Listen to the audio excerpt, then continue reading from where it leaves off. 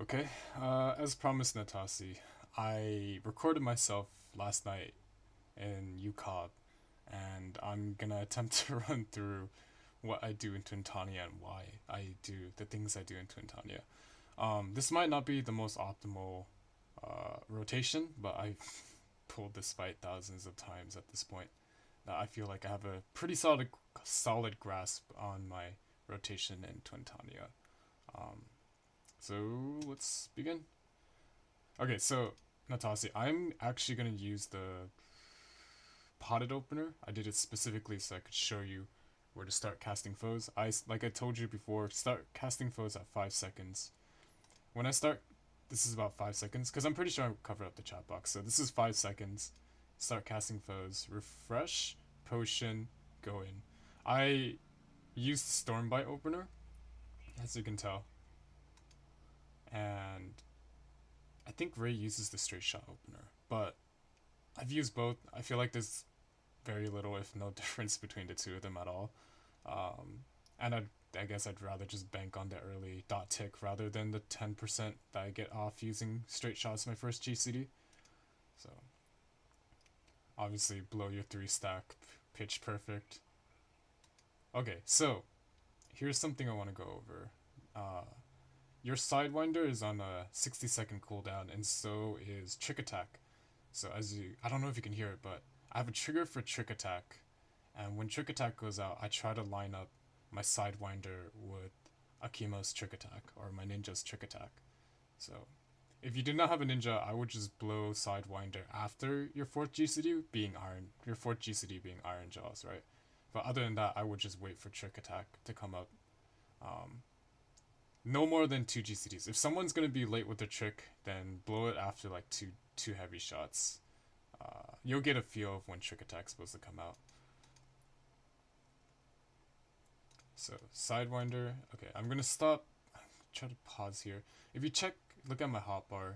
My Bloodletter is about to come off cooldown with 2 seconds, right? And I think I'm actually gonna refresh a GCD or two earlier because my Scholar had chained incredibly early. Um, so, yeah, yeah. I see I'm hitting Iron Jaws. Am I hitting Iron Jaws? Oh no, Refulgent. Okay. Okay, there it is. There's the Iron Jaws.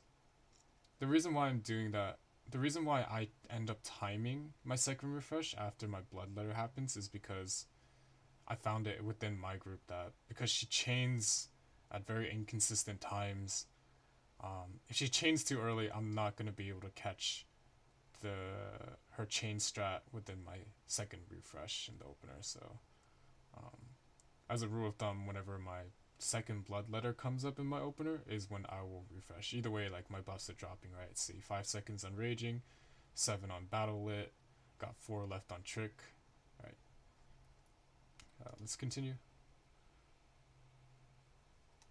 Oh, I'm pretty sure I don't really have to talk too much about it, but you understand that dot management is everything on Bard. So the more buffs, especially crit buffs, that you could get within your dots, the better, right?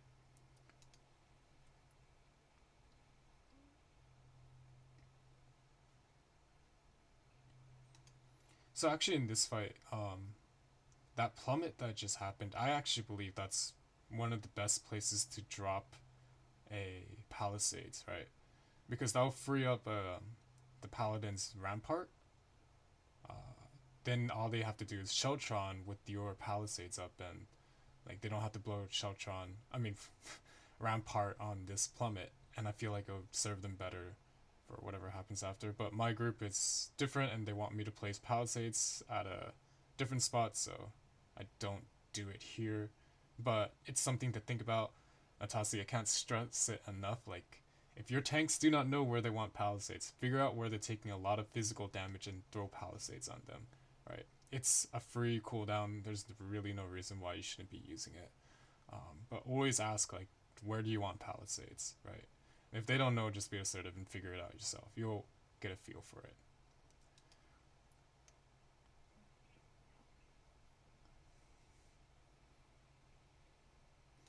Now, you just noticed that I use Troubadour. Never ever neglect Troubadour. Troubadour is like incredibly awkward to use. It's freaking annoying. But it's really powerful, right? So I just use Troubadour for the second fireball stack. A lot of groups, they're gonna try to build LB and they're not going to want you to do that, but I'm not speedrunning, so whatever. Um, okay, so here's another thing I wanted to tell you. So as you notice, I just transitioned into a new song. I'm sure Jeff is gonna tell you that you should transition into a new song 1 second earlier, so then the crit buff stays constant and doesn't drop. I actually just let my song drop, as you can tell. Right. I just let it drop and enter a new song. The reason being, the crit buff works on the server tick timer.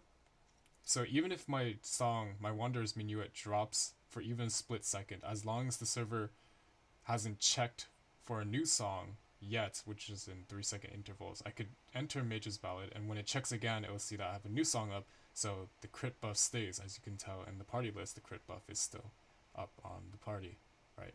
And I just dropped and entered a new song. But something to keep track of. Okay, here we go. This is a little bit. Oh, should I try to back up? This is a little bit trickier, so I'll try to explain it to the best of my ability. But oops. So I'm gonna enter Mage's Ballad, and you're gonna notice that I have Imperial Arrow off cooldown and my Bloodletter is on cooldown. This you're just gonna have to play with feeling, but I typically, as soon as I enter Mage's Ballad, I will double weave an Imperial Arrow because I want 3 Imperial Arrows within my Mage's Ballad. It doesn't work out all the time, right? To be honest with you, it really doesn't, and the procs are random, and you actually run a high risk of double procking. But look, see, Mage's Ballad, Imperial Arrow, and then Heavy Shot is like almost up, so I don't miss a GCD. I Heavy Shot, straight shot, whoops, in this case I straight shot, and then hit the freely procced Bloodletter. Come on. I'm just gonna go through the fight like normal. So for Twintania, the fireball baits, you could bait 2 before you move on to new spot. See 1, 2, 3, 4, 5. And just let this play out.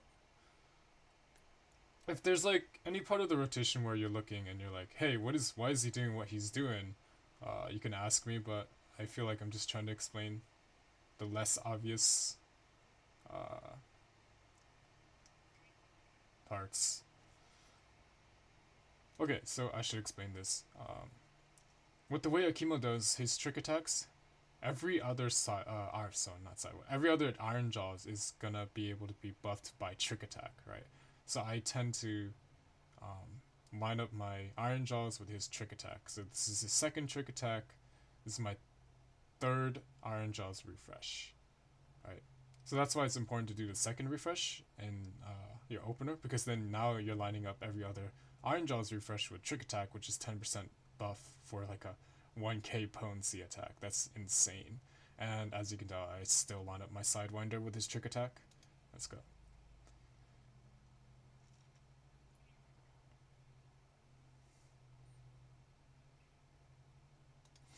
So a lot of places, a lot of guides will tell you to do a 30-second, 30-second, 20-second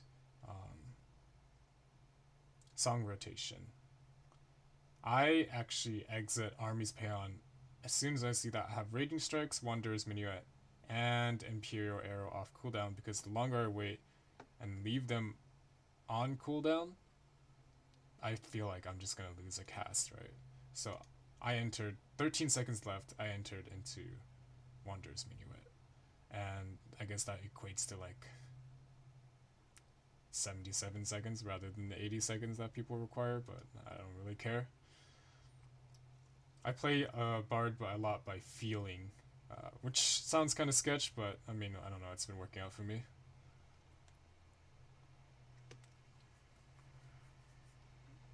Oh, okay, so another thing that I wanted to emphasize for you is, let's let's scroll back when I entered Wander's Minuet.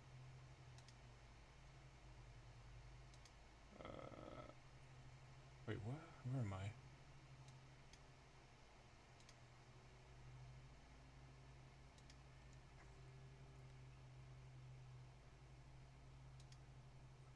So when I enter Wander's Minuet, I'll refresh my straight shot no matter what.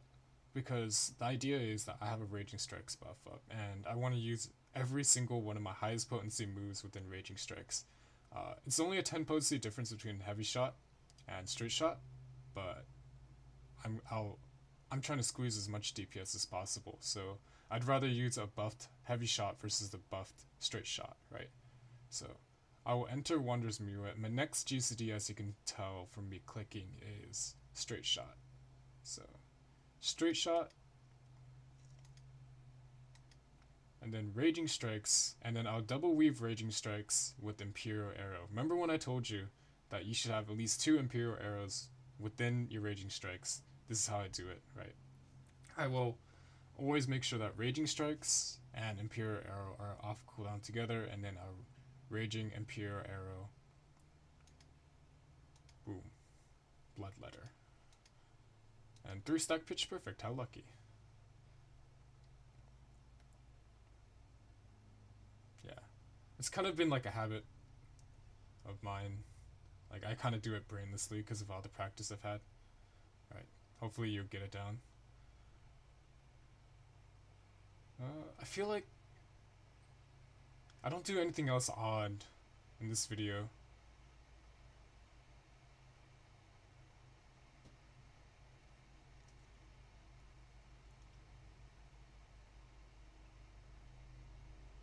Or I guess I could just go to the end, maybe? Here, Akima's Trick Attack misaligns with my Iron Jaws, but that's okay. Like, this is Twintania. But the same deal with Trick Attack. When Trick Attack is up, you can notice that my Straight Shot buff is on a low timer, but I'm not gonna use Straight Shot within Trick Attack. Ideally, you don't want to, right? But there are times when you're just gonna have to do it because you want to get the refresh, the Iron Jaws refresh with the Straight Shot buff up within Trick Attack.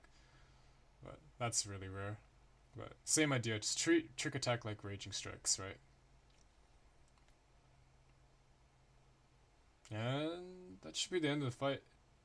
So here's a note. I know that Twintania is about to transition, so sometimes you just don't enter Wander's Minuet even though it's up on cooldown, off cooldown I mean.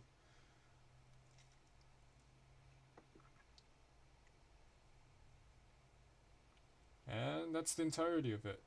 If there's a phase transition, don't use it. Use it for the new phase. Use the Wander's Minuet and Raging Strikes for the new phase. Whoops. That just ended it. Okay, I hope that helps you. This video is a little bit, I feel like this video dragged on, but yeah, hopefully that helped you.